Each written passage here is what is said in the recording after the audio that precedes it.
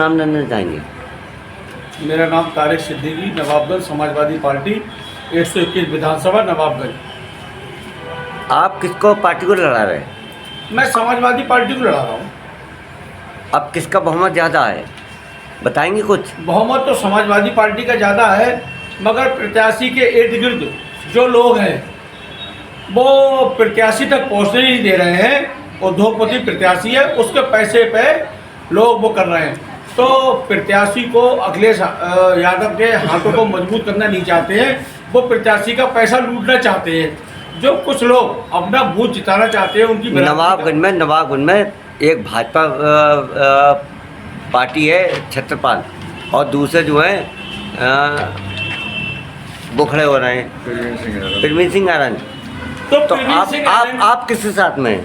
मैं परवीन सिंह आरन के साथ में हूँ। परवीन सिंह आरन के जो बिरादरी के लोग हैं उनसे मेरी बात हुई, कहीं से हुई। वो कहते हैं कि भाई हमें इनसे क्या मतलब। और जो परवीन सिंह आरन की बिरादरी के जो बहुत पुराने उनके अपने आप को रिश्तेदार या अदरवाइज उनके जो कार्यकर्ता हैं, वो परवीन सिंह आरन तक आम कार्यकर्ता समाजवादी पार्टी मुस्लिम खास तौर से उन्हें परवीन सिंह आरन के पास पहुंचना नहीं चाहते, उनके माल पे लूटने पे लगे हुए हैं।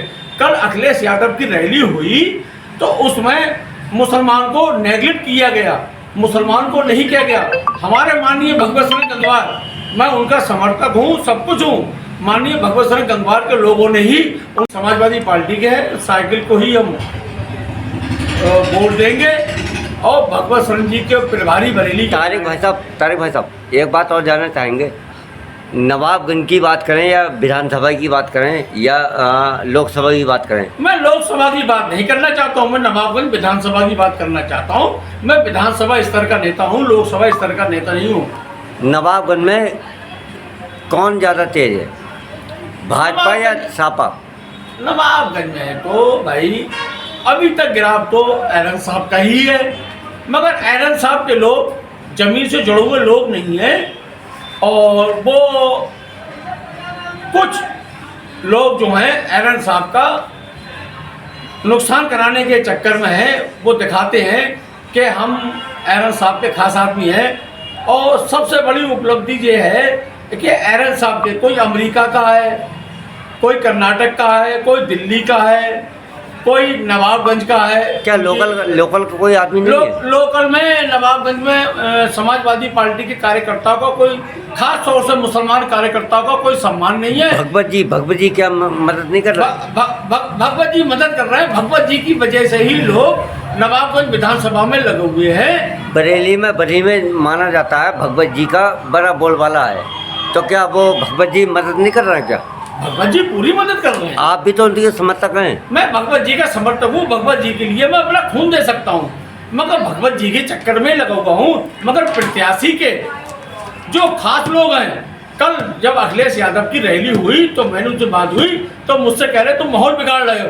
वो आरन साहब का रुपया पीना चाहते हैं।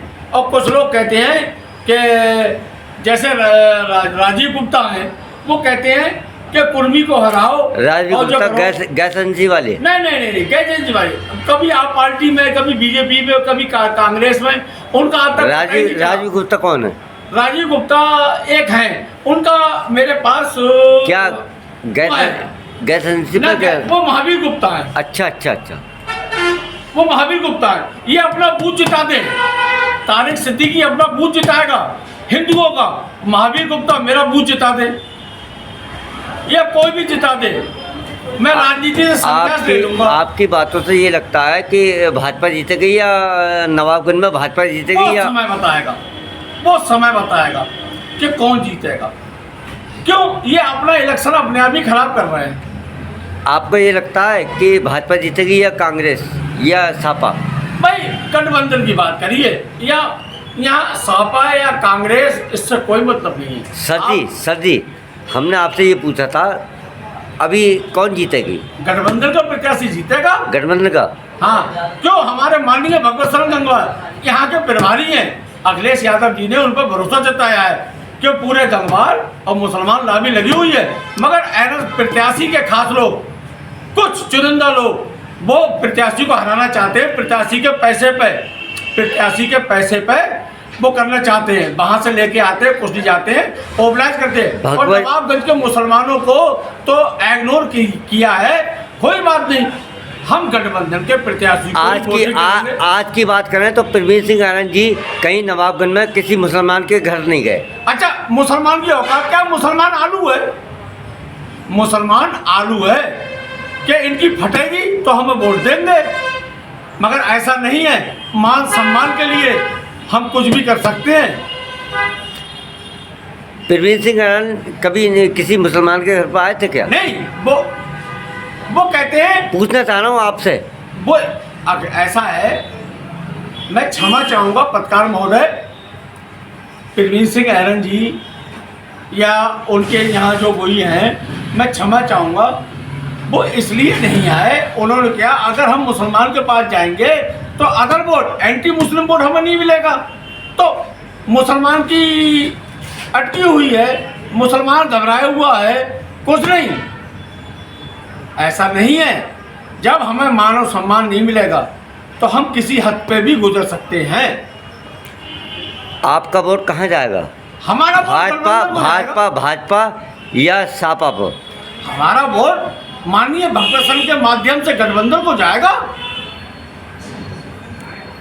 अच्छा, माननीय भगवत संघ गठबंधन को, हाँ। लेकिन भगवत संघ नवाबगंज में किसी को वोट नहीं मांग रहे हैं, उसके बारे में क्या कहना माननीय चाहेंगे? भगवत शरण ने तूफानी दौरा करा और माननीय भगवत शरण गंगवार ने आज 28 तारीख है, भतपुरा बिलाद में दौरा किया, मगर जो भी वोट है माननीय भगवत शरण गंगवार की वजह से मिल रहा है, मगर प्रत्याशी की वजह से नहीं मिल रहा है। प्रत्याशी बहुत बड़ा आदमी है, उद्योगपति है, भगवत शरण गंगवार जमीन से जुड़ा हुआ नेता है और मैं उनका सादर नमन करता हूं और उन्हीं के वजह से जो कुछ हूं माननीय भगवत शरण गंगवार की वजह से हूं। भगवत शरण गंगवार के कार्यकर्ताओं को इग्नोर किया जा रहा है, खास तौर से मुस्लिमों को। मतलब मुसलमान का वोट लेगा प्रत्याशी, 25 लोकसभा का प्रत्याशी मुसलमान का वोट लेगा, मगर मुसलमान को सर जी, अपने अंगूठे पर रखेगा। सर जी, मगर मुसलमान बेवकूफ नहीं है। सर जी, कल माननीय अखिलेश यादव आए, सुनिए पत्रकार महोदय, कल माननीय अखिलेश यादव आए, मुसलमान को नहीं मिली। हम भी वर्चस्व वाले हैं, हम नाम रगड़ने वाले लोग नहीं हैं। अगर नहीं ऐसा ही हुआ तो हम इसका परिणाम जिस दिन वोटिंग होगी हम दिखाते हैं कि हमारी ताकत क्या है। हम आलू नहीं हैं कि जो लोग कार्यालय पे जाओ प्रत्याशी के, वो कहता है उससे बात करो। अरे हम नेता हैं, हमें आपके पैसे से मतलब नहीं, हमें आपकी शराब से मतलब नहीं, हमें आपके खाने से मतलब नहीं, मगर हमें सम्मान नहीं मिलेगा तो सम्मान के लिए हम अपने घर बैठ जाएंगे, हमें किसी से कोई मतलब नहीं। धन्यवाद। जय समाजवाद। Thank you.